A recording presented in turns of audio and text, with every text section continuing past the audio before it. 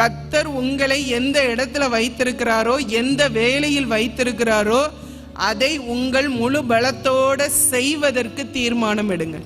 செய்கிற வேலையை முறுமுறுப்போட செய்யாதீங்க. செய்கிற வேலையை செய்ய வேண்டியது இருக்கேன்னு கஷ்டப்பட்டு செய்யாதீங்க. இதெல்லாம் செய்யணும்னு என் தலையெழுத்தான்னு சொல்லி நொந்து கொள்ளாதீங்க.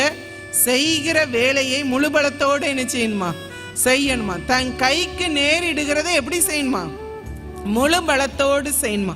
அப்ப வேதம் சொல்லுகிறது, தன் வேலையில் ஜாக்கிரதையாய் இருக்கிறவனை நீ கண்டால் அவன் நீசருக்கு முன்பாக நில்லாமல் ராஜாக்களுக்கு முன்பாக நிற்பான். அப்ப நமக்கு கொடுக்கப்படுகிற வேலை, நமக்கு நியமிக்கப்பட்ட வேலை, நம்முடைய வேலையை நாமே என்ன செய்யணும்?